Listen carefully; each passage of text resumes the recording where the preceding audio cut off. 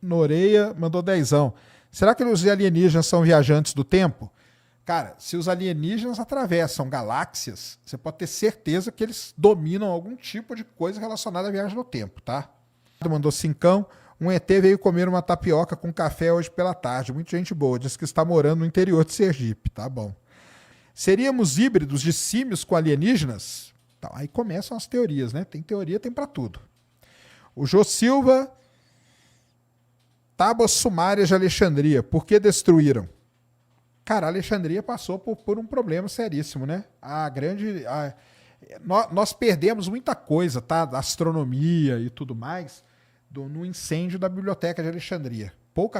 Muita coisa foi resgatada, mas é muito pouca coisa perto do que já tinha, tá bom?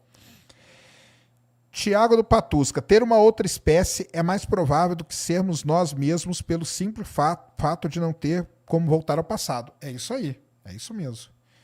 Vitor Huygens, boa noite. Como você tinha entrado na UFO? Ah, boa. Então é o seguinte, eu era um adolescente muito curioso e morava lá no interior de Minas. Lembra do Jocelino Barbacena? Quando eu era, como que ele falava? Quando eu era pequeno lá em Barbacena, ele não falava assim na escolinha do professor Raimundo? Então, quando eu era pequeno lá em Uberlândia, tá? Eu comecei a me interessar por isso. Na verdade, a ufologia, tá? Em muitos casos, ela é a entrada. Ela é a entrada para drogas mais pesadas, entendeu? Mas a ufologia, ela é a entrada. Você começa a olhar para o céu, você começa a questionar, pô, será que tem mais alguém aí? Não sei o quê, não sei o quê. Então eu comecei a mexer com ufologia e criei em Uberlândia um grupo de estudos. Olha como que chamava meu grupo. Agora que a galera vai ficar maluca.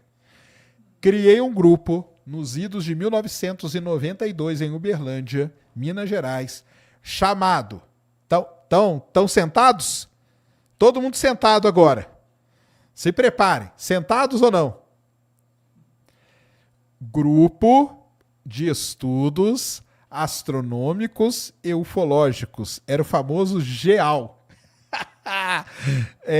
Molecada, é isso mesmo. Isso nos idos de 1992, ninguém aqui estava vivo. Vocês não eram nem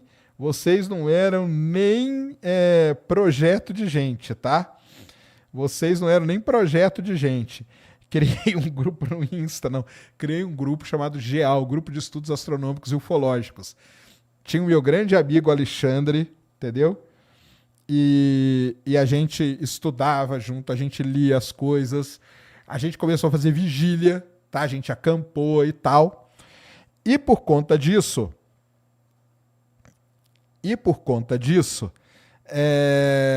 a gente começou a produzir algo dentro da ufologia, tá? E nessa época, o GEVAERD, tá? GAU, Grupo de Estudos Astronômicos e Ufológicos, GAU, tá? O GEVAERD ficou sabendo do que a gente fazia e tal, o saudoso GEVAERD, que Deus o tenha, tá? Morreu, infelizmente. E aí ele veio conversar comigo, né? Ele falou, pô, cara, vocês sabem que você trabalha aí, você não quer fazer alguma coisa para a revista UFO? E assim eu comecei, tá? Então, vamos lá. Estão sentados de novo? Estão sentados de novo? Que agora eu vou falar o que eu fazia na revista UFO. Nunca falei, hein? Prepara o corte aí, Brunão. Serjão revela sua função na revista UFO. Na revista UFO, cara, eu trabalhei por alguns anos lá e eu era especialista em Men in Black Syndrome. Sabe o que quer dizer isso? A síndrome dos homens de preto.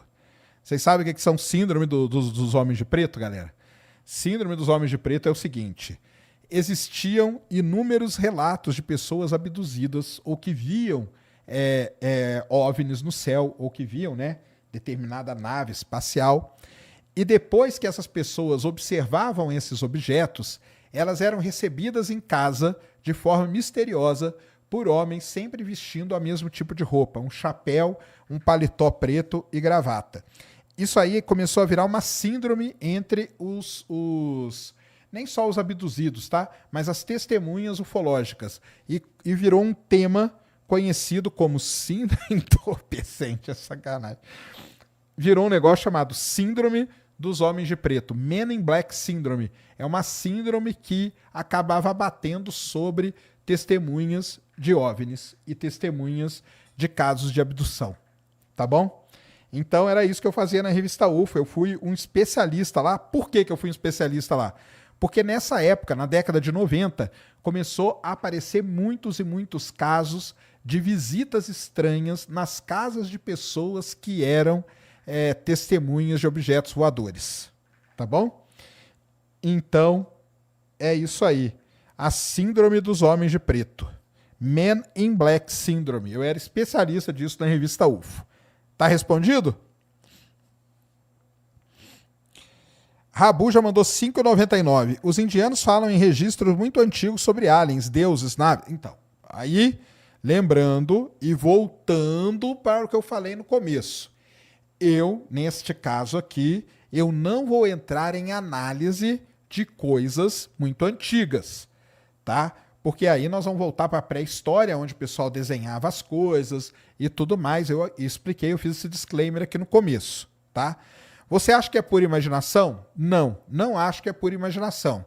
O que eu acho que é? Posso falar? Eu acho que é uma interpretação que eles tinham da natureza. Só isso que eu acho, tá? Pedro Melo, conseguiu, Pedro? Será que o Pedro conseguiu virar membro? Ele falou que não estava conseguindo virar apoiador. O que eu faço? Cara, entra aí, ó. Tem um botãozinho aí do lado chamado Join ou Seja Membro. Você deve estar vendo o YouTube em inglês, deve estar um botãozinho escrito Join aí, tá? Deixa eu ler aqui as outras. Eu já vi uma sonda ufológica em Peruíbe. Peruíbe, por incrível que possa parecer, é uma das cidades mais visitadas, tá? Ricardo Abel mandou 10,90. Os membros não param de entrar, adoro. Sidney Marcelo mandou aqui. Tá entrando muito membro, cara. Tá entrando. Sérgio, por que muita gente linka, né, alienígenas com paranormalidade? Porque eu vou te responder, Vani, é o seguinte. Se você ver fisicamente falando, é praticamente impossível alguém, qualquer criatura que seja, entrar numa nave num lugar da galáxia e sair em outro. Então, eles apelam para explicações tipo portais dimensionais, ou que o que você está vendo não é um ser vivo de matéria como a gente. Você está vendo algo que é uma projeção, algo que é uma coisa energética, e aí isso vai para o lado da paranormalidade. Grande Marcelão, virou membro também aí, ó. Mandou 10. Estamos ligados que você é um reptiliano. Só isso explica muita coisa. Por isso você tenta desacreditar a ufologia. Eu não tento não, cara. Quero que acreditem. Cyberbee mandou, novo membro também, mandou 5. Boa noite, Sérgio. Você lembra do Globo Repórter sobre OVNIs em 1993? Eu tinha 6 anos na época e fiquei traumatizado. Achava que seria abduzido. Lembro muito bem, tá? O Lucas, Sérgio, se a luz leva um tempo até chegar até um ponto, quando olhamos em um telescópio, então estamos acelerando a chegada da luz? Não, nós estamos vendo a luz que saiu daquele objeto há tantos anos atrás. Você olha para o Sol, você está vendo o Sol como ele era há 8 minutos, tá? Eric Melo, creio que somos nessa galáxia o único planeta num processo de desertificação. A pergunta é, o universo tem parede? Não tem parede, cara. Desde criança eu pensava que a Área 51 cuidava assuntos de alien, mas como nunca existiu e não há provas, o que eles fazem lá? A Área 51 desenvolve armamentos de última geração para os Estados Unidos. Boa noite, Sérgio. Você acha que um dia será possível fazer a dobra para viajar? Eu acho que não. Praticamente impossível, cara. Rangel Becher mandou 10. E nos conte, já conto. Sérgio, se a NASA, Pentágono e até o Elon Musk falaram que não existe evidência, por que as pessoas insistem? Porque as pessoas dizem que essa galera toda faz parte de uma grande conspiração e mente para a humanidade. Por que os ETs viajam longa distância para chegar aqui e somem rapidinho? Ótima pergunta também, né? O Alexandre Ribeiro mandou 27,90. Acha que os aliens, existindo ou não, podem ser usados como ferramenta de controle? Então, é isso que o pessoal acha. Eu acho que não, tá? Mas... Rapaz, sobre o menino Borisca... Sobre o menino Borisca, que diz que viveu em Marte, pode falar? Cara, eu tenho certeza que ele não viveu, cara. Mas eu não conheço a história a fundo, não. Rapaz, na minha aborrecência nos anos 90, enquanto a galera recorria à maconha para viajar entre mundos, eu participava de reuniões com a Astar Sheran. Opa, aí sim, hein? Fernando Teto mandou dezão. Não existe OVNI, tudo é equipamento bélico humano, é isso aí. Cássio Cirone mandou cincão. Estão dizendo que os UAPs são do fundo do mar, por isso que é os OSNIs, né? Existe a possibilidade de existir uma civilização? Existe, né?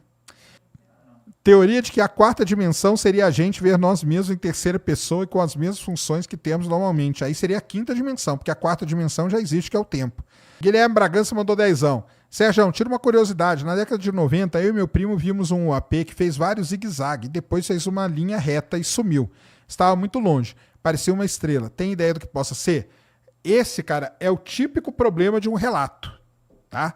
Quem disse pra você que parecia que estava muito longe? Você não tem essa noção, tá? O que é um zigue-zague? É assim, é assim, é assim, entendeu? Não dá pra saber. Mãosmágicas.com mandou cincão. Por que não desenvolvem naves igual filmes de ficção? Uma igual do Interestelar funcionaria? Funcionaria. Por que não desenvolve o Mãos Mágicas? Pelo fato de ser muito caro. É totalmente economicamente inviável hoje, tá? Cadê a fita da criatura? Cadê? Eu pergunto. Grande Leovídio Bezerra. Caso uma raça alienígena explorasse determinado povo ou país na Terra, sendo então chamado mundo subdesenvolvido, até que ponto haveria o envolvimento de outros países para proteção? Cara, essa sua pergunta, Leovídio, ela é muito legal, que é o lance que foi discutido lá no congresso que eu estava sobre o primeiro contato. Tá? Sobre o primeiro contato. O que a gente aprende, desde que o mundo é mundo, é que alguém que for superior vai chegar num determinado ponto, onde tem uma civilização inferior, e vai colocar a opressão sobre aquela raça inferior. Se um alienígena viaja o universo inteiro, ele é mais evoluído que a gente, concorda? Concordam. Então ele muito bem vai chegar aqui e vai oprimir a todos nós. Quem vai ser o louco de ir lá e bater de frente com o alienígena? Entendeu? Salve, Sérgio. Me diz, se observássemos um planeta distante, digamos que ele tem vida, plantas, animais, vacas e tudo mais, não conseguiríamos identificar esses elementos? Conseguiríamos. Na atmosfera. Por isso que chama bioassinatura, tá? Você acredita que haja um planeta com vida selvagem complexa nesse nível? Eu não acredito, cara. Eu não acredito, tá? Grande abraço aí, Gabriel, é nóis. Sérgio, pergunta séria. Se os extraterrestres tiverem o poder de se comunicar telepaticamente com as batatas, como isso poderia impactar a produção agrícola na Terra? Eles poderiam fazer as batatas parar de crescer e matar todo mundo de fome. Estudar o avistamento de vultos e seres não humanos durante a paralisia do sono é do interesse da ufologia? É. Tem a parte da ufologia que quer estudar essa parte aí também. Como eu falei, a ufologia tem várias vertentes, tá? Mário Santos 1844. Boa noite, Serjão. Tendo você já defendido a existência de vida inteligente fora da Terra e hoje sendo cético em relação a essa ideia, quais foram os principais fatores científicos ou filosóficos que influenciaram essa mudança?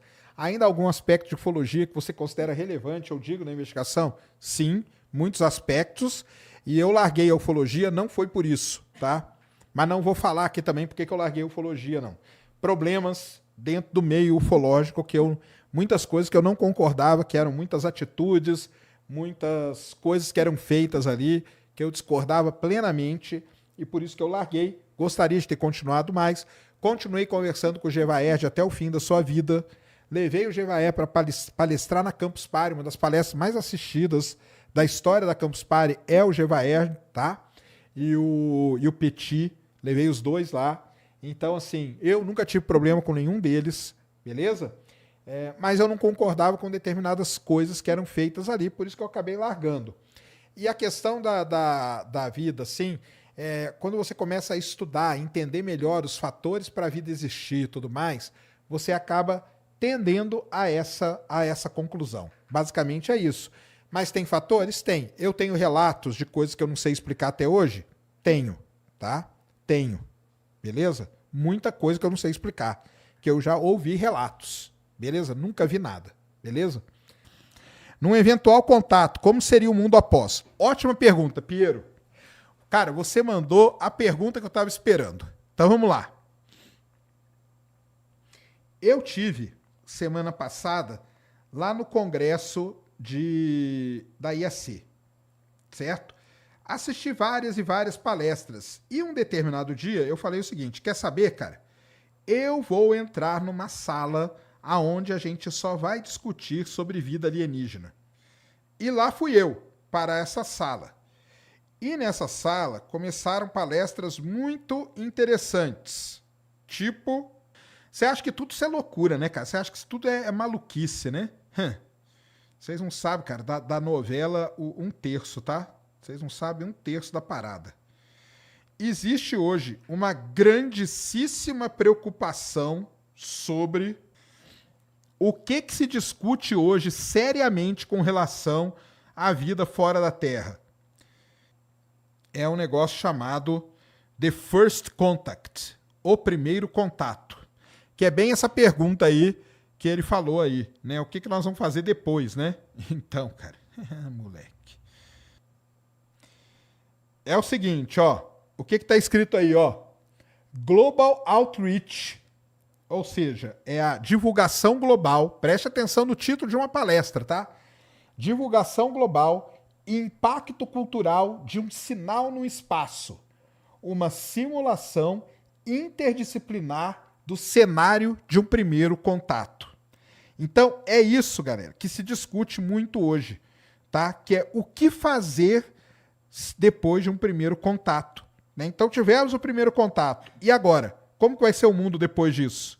Então, nós passamos um dia inteiro com apresentações e bate-papos e perguntas e respostas sobre o que fazer com o primeiro contato. E o que fazer? A gente não sabe. Entendeu? A gente não sabe.